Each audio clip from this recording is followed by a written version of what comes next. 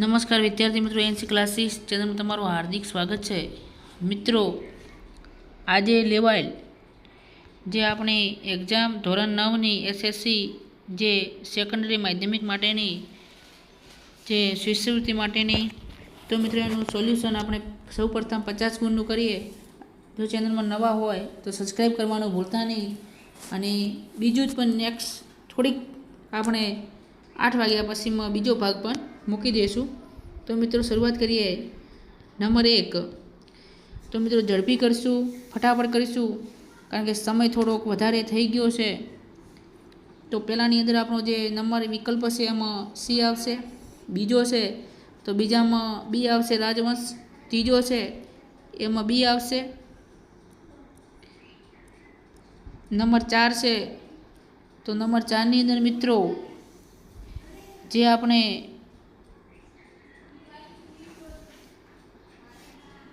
Number 4ની અંદર D આવશે, number 5 છે, નંબર 5ની અંદર ડી આવશે, નંબર 6 એની અંદર બી આવશે, નંબર 7 તો નંબર 7ની અંદર નંબર 7માં અંદર મિત્રો આપણે આવશે सी आवશે शुद्ध वाक्य क्लास के प्रत्येक, छेरी का मतलब तो बकरी आवશે। मित्रों थोड़ी वार थई छे, माफी चाहूँ छूँ, बराबर। चैनल में नवा हो तो सब्सक्राइब करवानुं भूलता नहीं।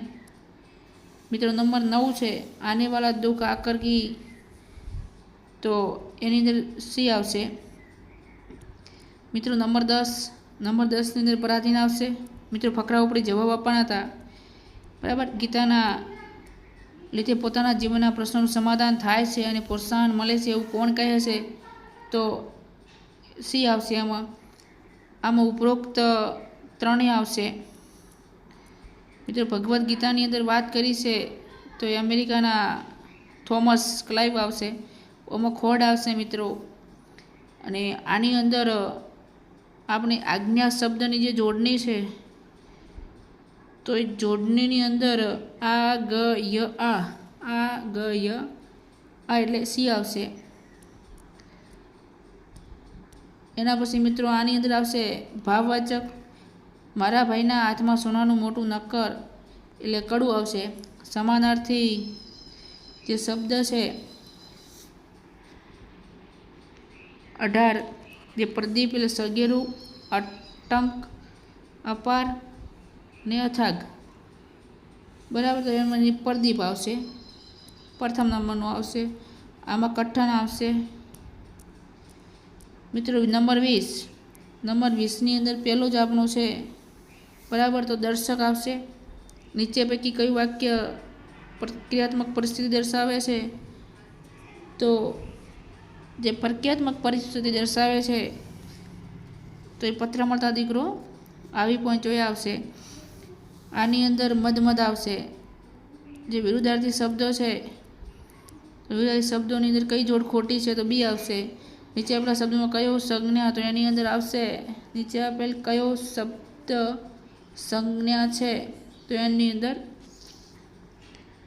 મિત્રો તમે આ મને કોમેન્ટમાં કરજો, બરાબર। થોડું મને કન્ફ્યુઝ છે, પેલા શબ્દોમાં કયો શબ્દ સંજ્ઞા છે? સંજ્ઞાની વાત કરી છે મિત્રો, વાર્ષિક, પૈસાદાર, થોડી કોમેન્ટ કરજો, મને કન્ફ્યુઝ છે। નીચેના વ્યંજનોમાં પ્રાચી વ્યંજન કયો છે? તો એમાં ર આવશે। કઈ સંધિની કઈ જોડ ખોટી છે? તો ની ચી એટલે કે બી આવશે। એની અંદર મિત્રો બી આવશે। 27 તો 27ની અંદર મિત્રો આપણો સમાસ બને છે કહી વળગી વિનાશકાર, વિનાશ કરનાર એટલે ત્રીજો પુરુષ, તત્પુરુષ આવશે। સાચી જોડણી હોય તેવો શબ્દ કયો? તો ઓક્સિજન આવશે। નીચે આપેલા વાક્યોમાં વિજ્ઞેય વાક્ય હવે તમે શાંતિ રાખો આવશે ડી। હવે આની અંદર વાત કરી છે અતિશયોક્તિ અલંકાર આવશે।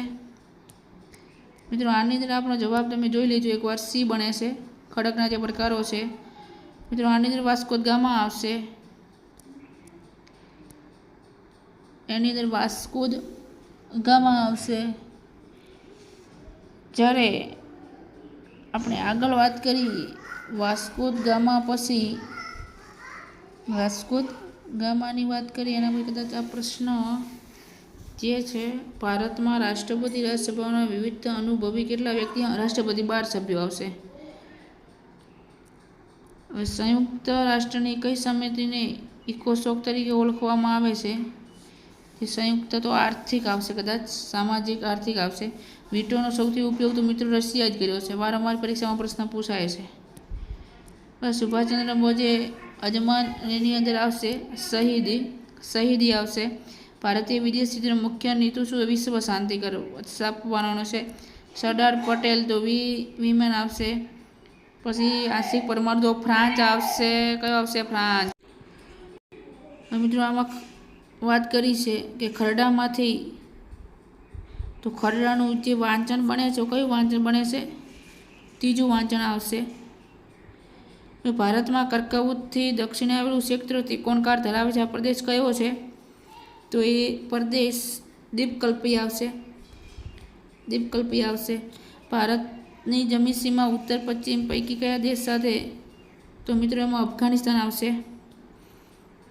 મિત્રો આમાં વાત કરી છે કેરળ, આંધ્રપ્રદેશ દક્ષિણ ઉત્તર દિશામાં ક્રમમાં જે ગોઠવાના છે એની અંદર કેરળ, આંધ્રપ્રદેશ, મહારાષ્ટ્ર અને મધ્યપ્રદેશ આવશે. મિત્રો આ જોડ તમારે જોડવાની હતી. જે આપણી જોડ છે એ જોડને આપણે જોડવાની હતી, તો એની અંદર આપણો જવાબ સૌથી પ્રથમ બને છે એ આવશે. તમે જોઈ શકો છો એ આવશે. આની અંદર અરવલ્લી આવશે, માઉન્ટ આબુની ગિરિમાળાઓ. નીચેમાં કયું ધાતુ વજનમાં હલકી છે? તો એની અંદર આ આવશે વેનેડિયમ. કયા વૃક્ષના લાકડામાંથી હોડી બનાવવામાં આવે છે? તો એ મિત્રો સુંદરીની વાત કરી છે. બિહુ એ અસમ આવશે. મિત્રો આપણે પણ થોડાક સમય પહેલાં આપણા યુટ્યુબ ચેનલની અંદર આપણે વિકલ્પમાં પ્રશ્ન મૂક્યો તો કદાચ તમે જોયો હશે તો, તમને ખ્યાલ હશે તો, કદાચ વાંચ્યો હશે તો ખબર હશે. હવે મિત્રો ગુજરાતમાં સરકારશ્રી રાજ્યના જિલ્લામાં પાકૃતિ તો કે ડાંગ આવશે. અને 50 દર વર્ષે કયા દિવસને મૂળ ફરજ દિવસ તરીકે ઉજવવાનું નક્કી કર્યું છે? તો એ 26મી જાન્યુઆરીના દિવસને ઉજવવાનું નક્કી કર્યું છે. મિત્રો એના પછી 51નો પ્રશ્ન આપણે જોઈ લઈએ અને પછી આપણે અહીંયા વાણીને થોડોક પ્રશ્ન સામાજિકને જોઈ લઈએ છીએ. કરે ગયા મળે ગયા ગાંધીજી આ સૂત્ર ક્યારે ઉચ્ચાર્યું? તો હિંદ છોડો આંદોલન વખત થયું ત્યારે એની સૂત્ર ઉચ્ચારવામાં આવે છે. સંયુક્ત રાષ્ટ્રોએ કયા દિવસને વિશ્વ યોગ દિવસ તરીકે? તો એ પણ મિત્રો 21મી જૂન આવશે. ગુજરાતી ભાષાના આદિકવિ તરીકે કોણ ઓળખાય છે? તો એ મિત્રો નરસિંહ મહેતા. અને મિત્રો 54મો કૃતિ અને કૃતિકાની દ્રષ્ટિએ કયો વિકલ્પ ખોટો છે? તો વૈકુંઠ નથી જવું ચંદ્રકાંત શેઠ એ જે છે એની વાત કરી છે, તો એ અહીંયા આપણને વિકલ્પ ખોટો છે. હવે મિત્રો જાપાનના હાઇકુ કાવ્ય પ્રકારનો સૌ પ્રથમ ગુજરાતીમાં લાવવાનો યશ કોને ફાળે જાય છે? તો એ સ્નેહરશ્મિ આવશે. કેપ ઓફ ગુડ ઓફ સંદર્ભ સાચું શું છે? તો પોર્ટુગલ જે ભારતમાં આવવાનો જૂનો જે જન્માર્ગ એની વાત છે. અને મિત્રો હવે આપણો જે 57મો પ્રશ્ન છે, બરાબર, એની અંદર આપણો વિકલ્પ એ આવશે, શેષ નદી આવશે. મોટાભાગની જે શેષ નદીની વાત કરી છે.